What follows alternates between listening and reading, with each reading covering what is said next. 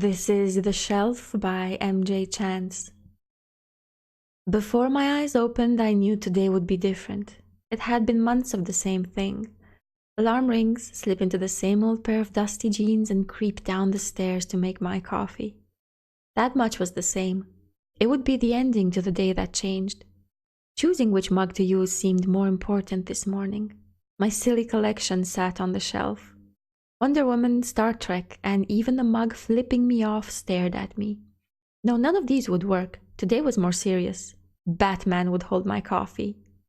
My eyes winced at the beeping when I opened the door to the garage, hot liquid sloshing onto my hand.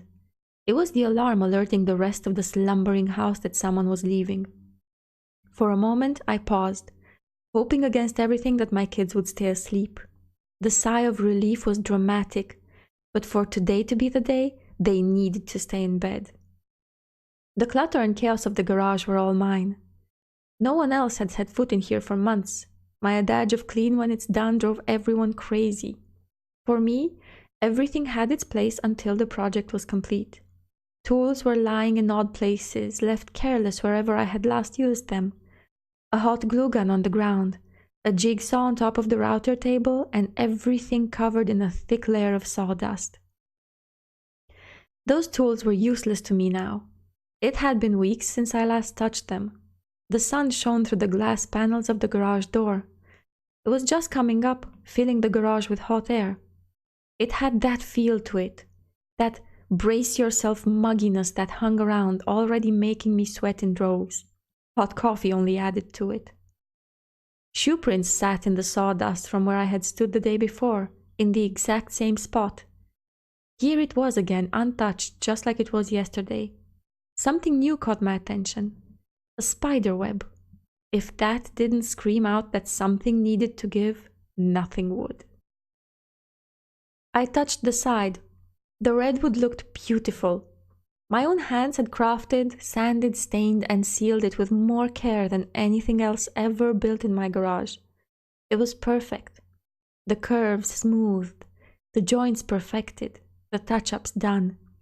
Here it was, unused, collecting dust and spider webs. It was heartbreaking.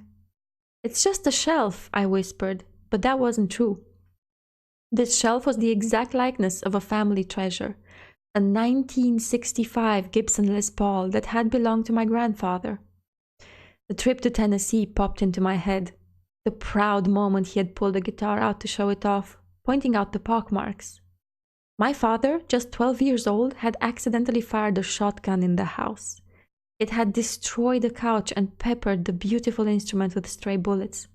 "Thank God it had hurt no one. Grandma would have killed me," my grandpa said, smiling after relaying the story.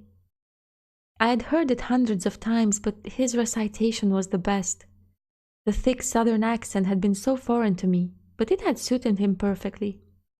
Then he played the guitar, a clunky tune that showed he was out of practice. His shyness at the music only made me love him more. Inside, I was just waiting for my turn. He would let me play it. That's all I focused on. When he had handed it to me, it had felt just like any other guitar, light and hollow, but it smelled different, almost musty. How my heart fluttered when the first stroke of my hand landed on the old strings. The memory was torture. I turned away from the shelf. This was all wrong. Even though I had done nothing, I took a break to refill my coffee. I needed the interruption. The door slammed behind me. Maybe it was a secret attempt to awaken everyone, force them to keep me from my work. They didn't. With another full cup, I went back to the garage. There were other projects to get to: the coffee table, fixing the dresser, the cabinet for my son's Legos. They would all have to wait. Today had to be the day. My footprints stirred up the sawdust as I walked to stand in the same spot.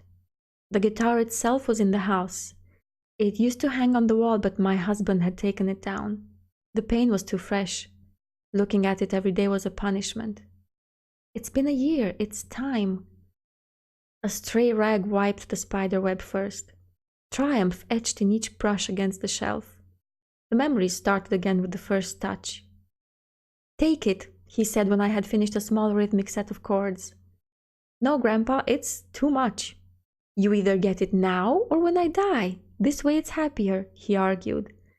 His playful blue eyes looked at me through his thick glasses filled with hope. He just wanted to make me happy. My mind had preserved the image like a picture. His happy face etched into my memories, even though it had been 17 years since he handed the guitar to me. A few days later, when I had left, the guitar was with my luggage.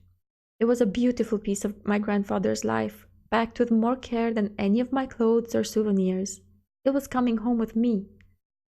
One tear dropped onto the wood, leaving a mark in the dust. Each slow motion of wiping it felt wrong. The shelf was ready, and I had promised it to my dad, joking that he would have to be the one to shoot it for the likeness to be complete. Building it had been a therapy, but giving it away was final, much too final. I put the rag down and turned away. Maybe tomorrow would be the day.